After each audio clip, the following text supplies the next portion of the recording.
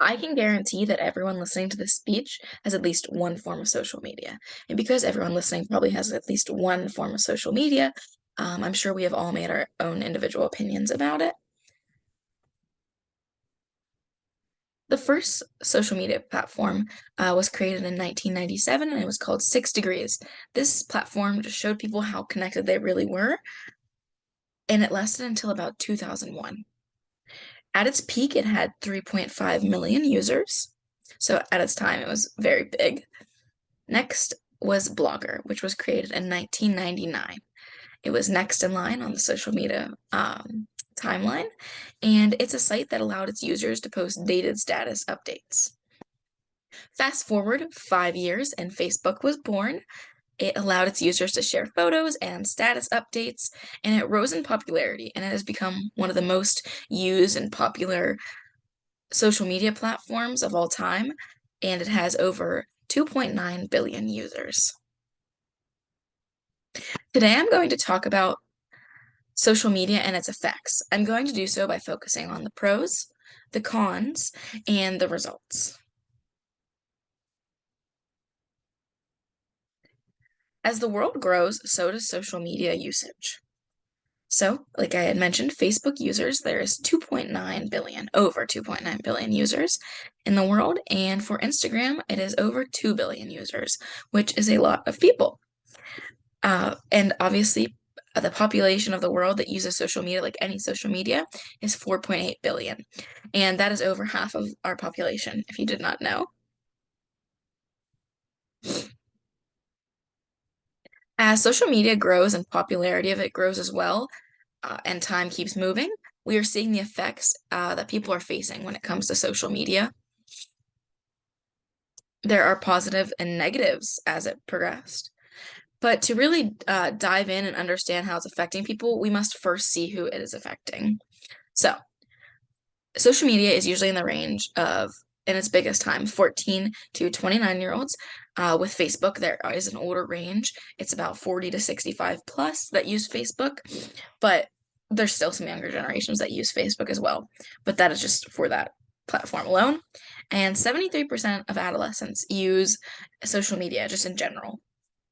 And that is a 55% increase from previous years. So social media is just growing and growing. Like kids are getting it younger and younger.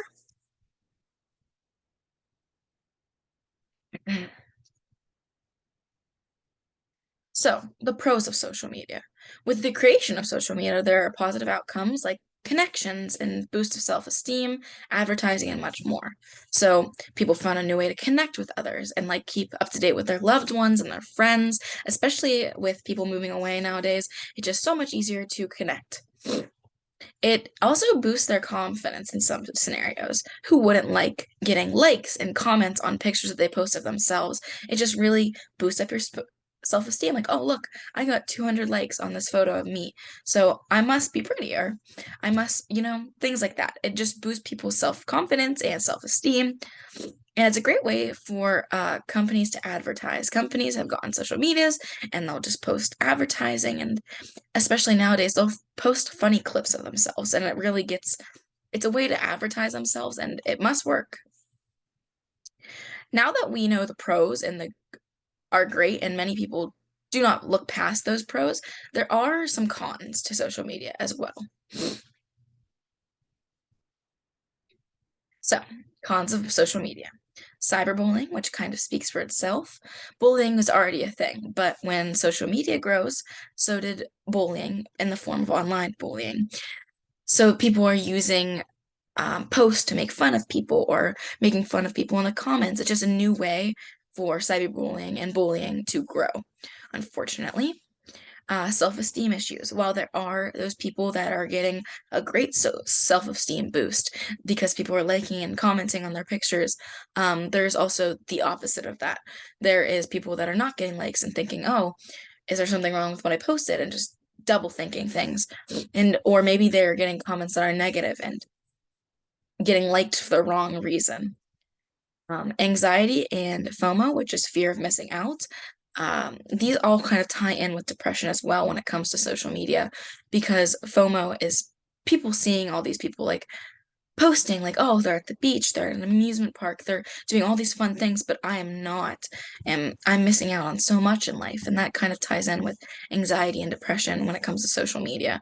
So these are all cons when it comes to social media.